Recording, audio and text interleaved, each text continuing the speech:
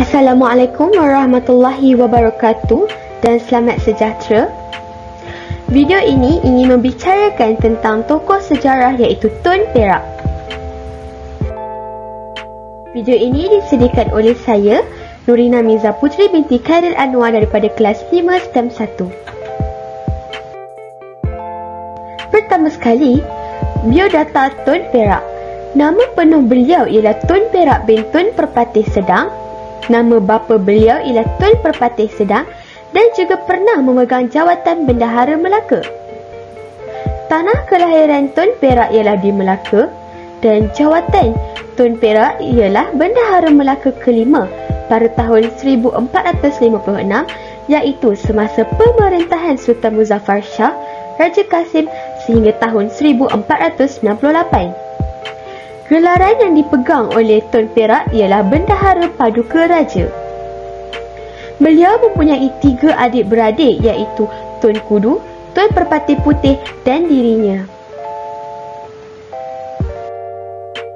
Sekarang ini kita ingin melihat bagaimana Tun Perak mendapat jawatan Bendahara Melaka. Sejak tahun 1445, Tun Perak merupakan penghulu Kelang.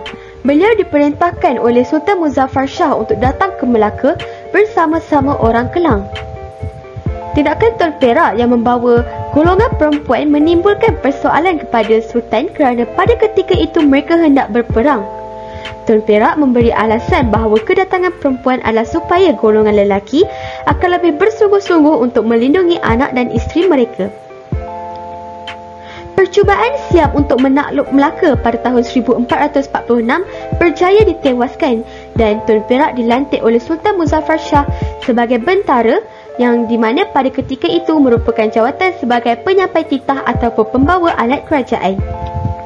Seterusnya ialah ketidakpuasan hati Tun Ali.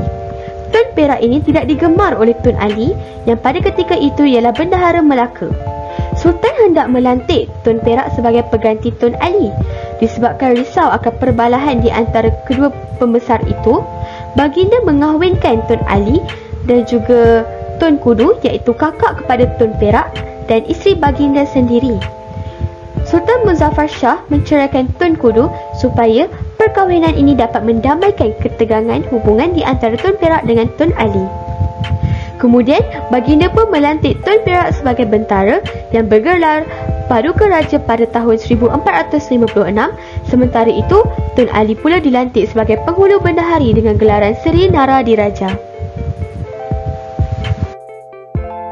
Banyak sumbangan yang diberikan oleh Tun Perak semasa beliau memegang jawatan Bendahara Melaka. Sememangnya beliau merupakan penasihat kanan Sultan dalam pentadbiran dan juga membantu dalam urusan pengumbalan dasar-dasar kerajaan.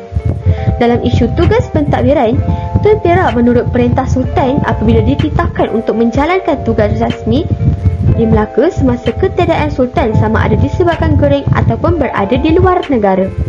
Contohnya, beliau mentadbir Melaka semasa Sultan Mansur Shah dan rombongan baginda ke Majapahit atas urusan rasmi. Maka dengan itu kita dapat lihat Tun Perak berjaya mentadbir Melaka semasa ketiadaan Sultan. Hubungan antarabangsa bagi setiap kerajaan amatlah penting. Begitu juga semasa zaman Kesultanan Melayu Melaka. Oleh yang demikian, demi kedaulatan Kesultanan Melayu Melaka terjamin, Tun Perak telah menasihati Sultan agar menjadikan hubungan antarabangsa dengan kerajaan China dan juga Siam. Kesannya, kerajaan Siam tidak lagi menyerang Melaka, malahan membekalkan beras dan juga kayu jati kepada Melaka. Tun Perak ada mencadangkan pengganti Sultan. Pewarisan tahta ini bagi menjamin kedaulatan Kesultanan Melayu Melaka. Beliau mencadangkan Sultan Alauddin Riayat Shah dan juga Sultan Mahmud Shah untuk dilantik sebagai Sultan Melaka. Kesultanan Melayu Melaka merupakan negara yang mengamalkan agama Islam. Oleh yang demikian, Tun Perak telah menasihati Sultan agar kerajaan diperintah mengikut ajaran agama Islam dan beliau menggalakkan ulama dan ahli agama untuk datang ke Melaka. Seterusnya, Tun Perak ada menyediakan kemudahan gudang dan rumah tumpangan untuk menarik lebih ramai pedagang datang ke Melaka. Beliau juga membantu Sultan untuk membangunkan kerajaan Melaka sebagai sebuah pusat perdagangan dunia. Tun Perak melantik kapitan iaitu ketua bagi pedagang asing.